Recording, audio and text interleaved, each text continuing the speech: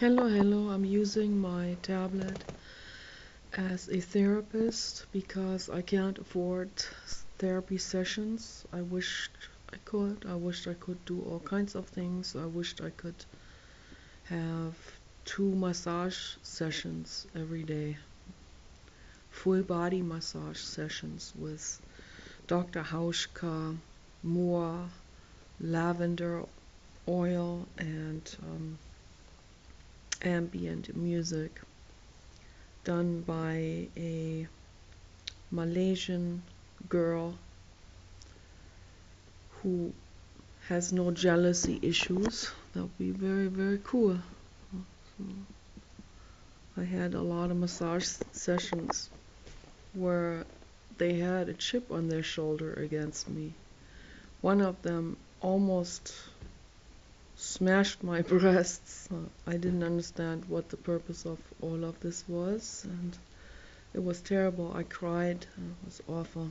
I don't know what it was, whether she was jealous or what was going on. It was really terrible. Very painful. Over in that spa in LA, that Korean spa. So the other lady was nice. I gave the other lady big tip because the other lady was very nice and it was cool. But the lady who had an issue with my breasts, I should not have given her any tip. That was a mistake. So I'm not going to do that anymore. I'm not going to give people tips that mistreat me in any way. So yeah, there's no accountability. But yeah, anyway, I've been mistreated a lot in my life. But yeah, it's one has to learning experiences. And but I made a lot of bad encounters with golfers and therapists and stuff. And they all got severe issues themselves. I have never met some kind of golfer or Reiki or or other therapist without any problems, like they all got real deep issues and are not fit yet to be treating someone else, including a psychic lady. That shot backwards with the psychic lady. That was worse than the Reiki faux pas. That was much worse. That added to me having a nervous breakdown, a panic attack. It was psychotic. I was psychotic for a whole week. It was awful. And it was really bad. It was like an acute situation of paranoia. It was really serious. So I don't necessarily recommend to people to go to a psychic healer because of this experience I had myself. So it was actually the worst thing that ever happened to me, that panic attack. But I'm not attributing it all to her, but it definitely added to it. It added to this development.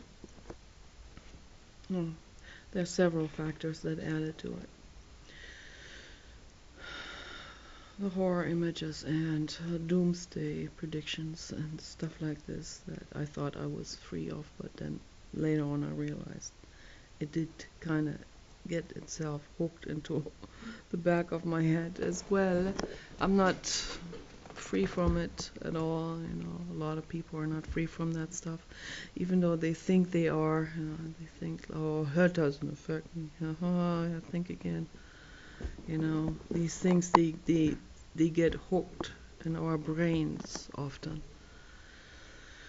So yeah, my chair, by the way, is made out of tofu. Someone accused me of having leather chairs like these. Those are not leather. Okay. They're both vegan. not made out of tofu though. They're made out of. They wouldn't hold my weight if they were made out of tofu. So they're made out of synthetic materials. Anyway, I don't buy leather. I don't buy fur. I don't buy wool. I don't buy anything that comes from animal exploitation, because all of this is horrible, and I didn't know that in the past. When I bought my Benetton sweaters when I was 20, I thought they were so beautiful, and cashmere sweaters and stuff. I didn't know.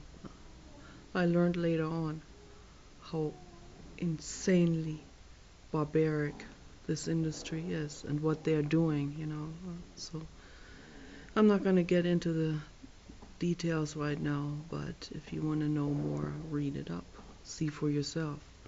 See the cruelty that goes into it. It's barbaric, and it makes no sense at all.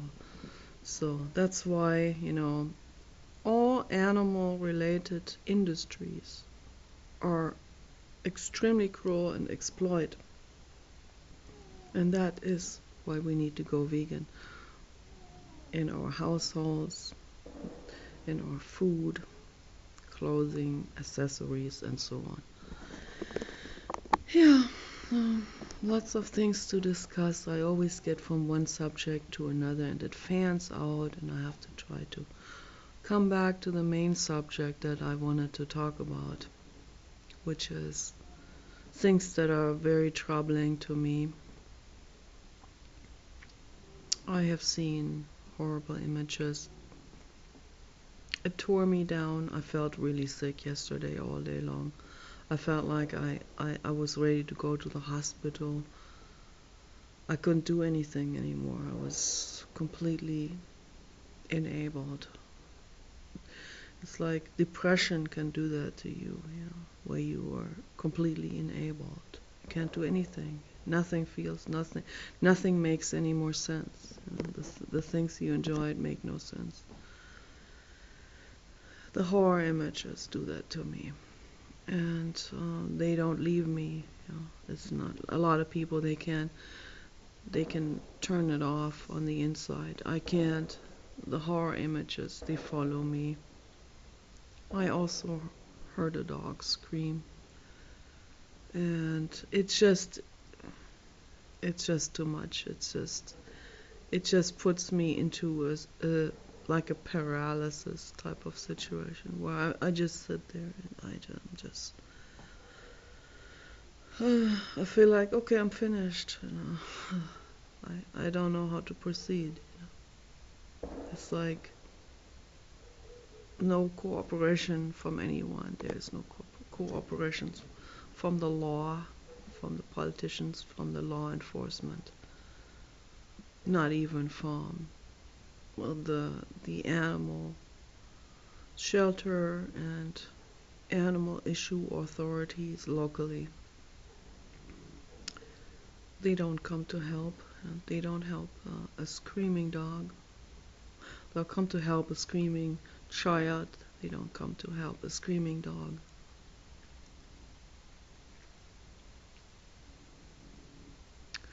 The animal rights laws that we have are completely pointless and useless. And that's why I have a petition now.